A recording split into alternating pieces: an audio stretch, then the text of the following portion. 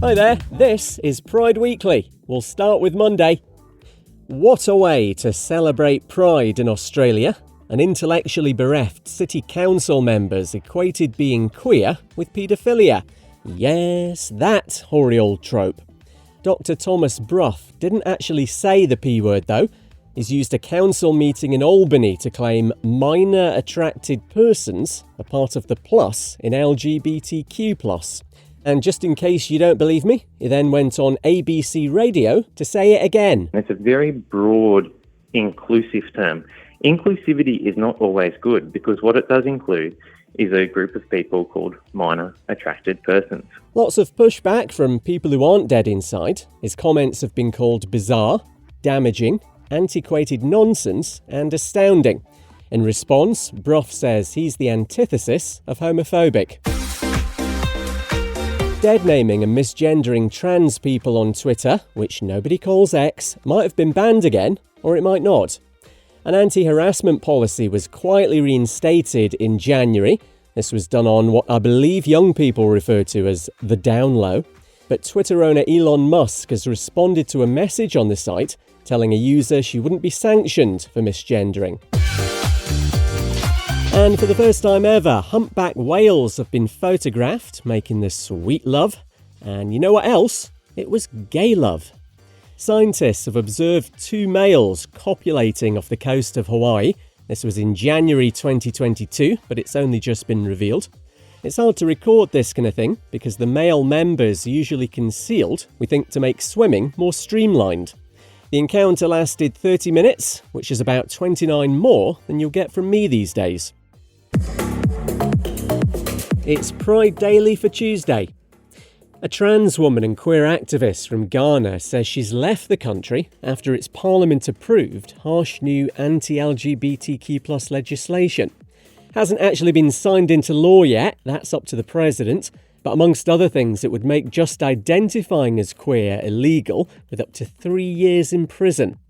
Angel Maxine's escaped to Berlin and tells Reuters she's concerned for her friends who are still in Ghana. They are all afraid. They are all scared. If they had the chance to leave the country and seek asylum somewhere, they would have. The possibility is not there at the moment, so everybody is hiding. They are all terrified. Everybody is scared. The new law would also see a 5-year jail term for setting up or funding an LGBTQ+ organisation. There's a protest against it in London tomorrow on Ghana Independence Day. A Ukrainian soldier's had his war medal taken off him because he's gay. The country's Orthodox Church has withdrawn it, claiming not to have known about Viktor Pilipenko's sexuality. He's been out for 6 years. It's thanked him for his service, but says we do not share his sinful preferences and LGBT agitation. His comrades, who also got the medal, say it's now been devalued.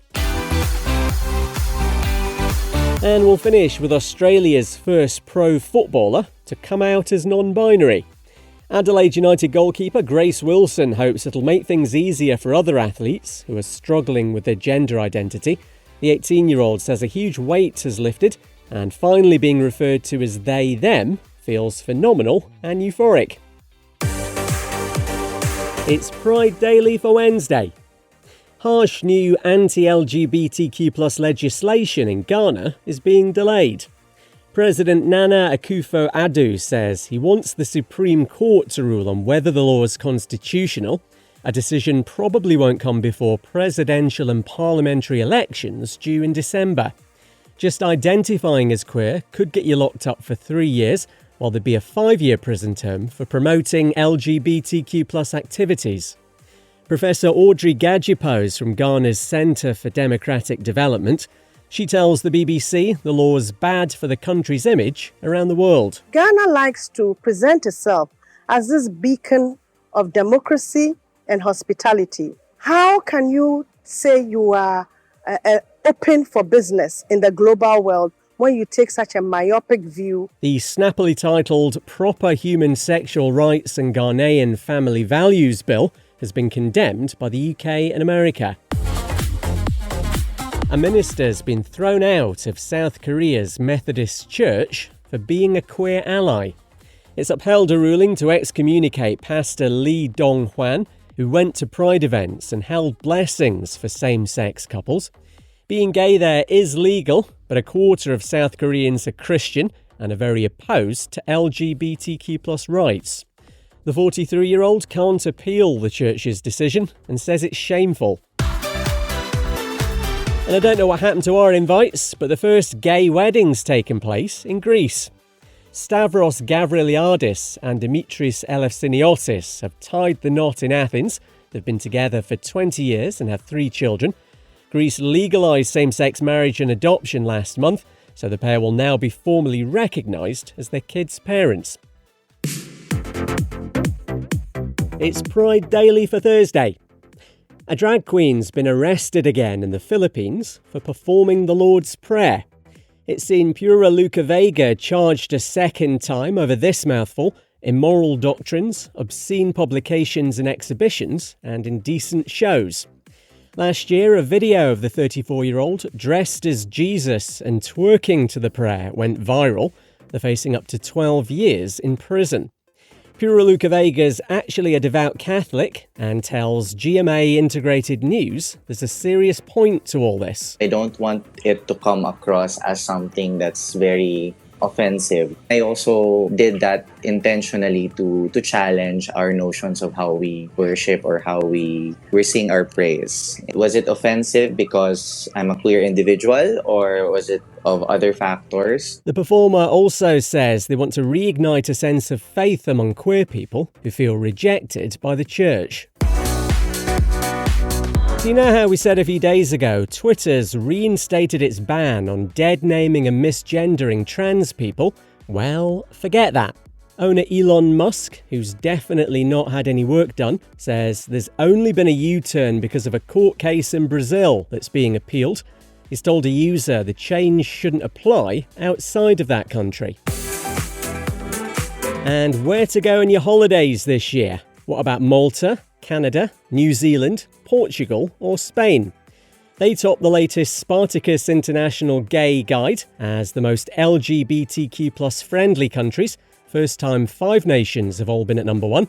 Maybe give Afghanistan, Chechnya, Iran and Saudi Arabia a swerve though.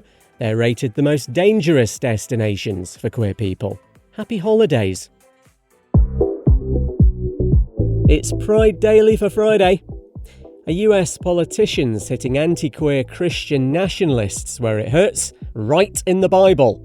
These are people who believe America's defined by that religion. The wealthier ones use their money to fight for laws that reflect their beliefs. James Tallarico is a Democrat Party state representative in Texas, where more and more anti-LGBTQ+ legislation's being passed. He says there's nothing Christian about Christian nationalism. It is the worship of power, and it is a betrayal of Jesus of Nazareth. All he asked was that we love thy neighbor, not just our Christian neighbors, not just our straight neighbors, all of our neighbors. Among the laws passed, a ban on puberty blockers and hormone therapy for trans kids, plus restrictions on drag performances and on LGBTQ+ books in school libraries. When Greece legalised same-sex marriage the other week, the country's Orthodox Church wasn't exactly popping the champagne corks, and now it's calling for MPs who voted for this to be excommunicated by the institution. 175 supported the reform, which the church is calling demonic and pure evil. You know, like that Hitler dude, but much worse. 2 MPs on the Greek island of Corfu are being told to repent for their impropriety. And we'll finish the week on a highbrow note with emojis. A number of gender-neutral family icons are among some new designs released by Apple. Supporters say they provide better representation. The permanently outraged are expressing additional outrage. Other new emojis include a brown mushroom and a slice of lime, both gender-neutral too.